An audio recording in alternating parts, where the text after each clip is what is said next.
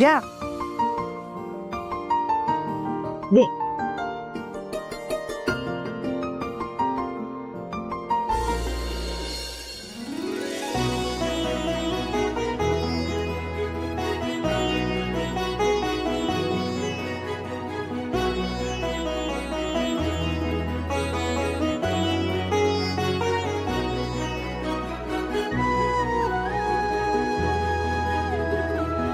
गुणाची नको.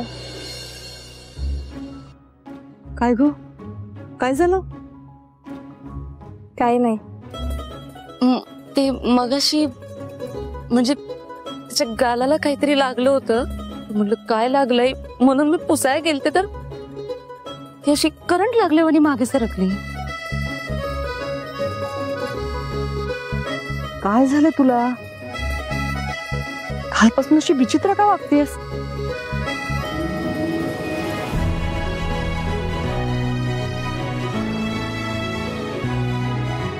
अगं बोल.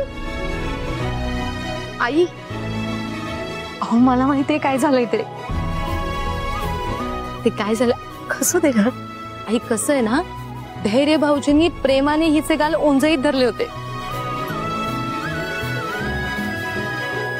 आणि तेव्हापासून ह्या बाईसाहेब कुणालाही स्वतःच्या गालाला हात लावू देणं झालं है ना. अगं धैर्य कसं शक्य आहे? ते सारखंच एकाच जोकवर हसत असतात. मी म्हणाले त्यांना मला पण सांगा, तर प्रेमाने ओंजळीत गालाला धरत म्हणाले की एक दिवस जगाला ओरडून सांगेल.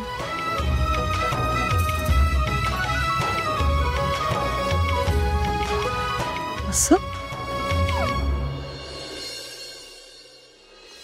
मीच विचारते आता धैर्याला. धैर्य आत्या आई नको प्लीज. धैर्य आत्या नको ना प्लीज, तुम्हाला माझी शपथ आहे. धैर्य आत्या नको ना.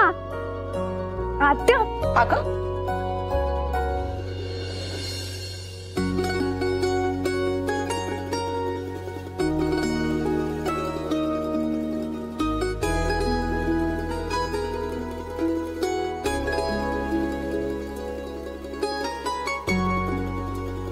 तुला काय झालं?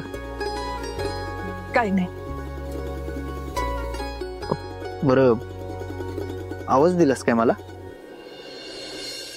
हा ते ऍडमिशनचं बोलले होते ना, म्हटलं तुझ्या लक्षात आहे की नाही विचारूया. आई धैर्य मुजुमदार कुठलीच गोष्ट विसरत नाही. हे तुझ्या लक्षात नाही राहिलं वाटतं.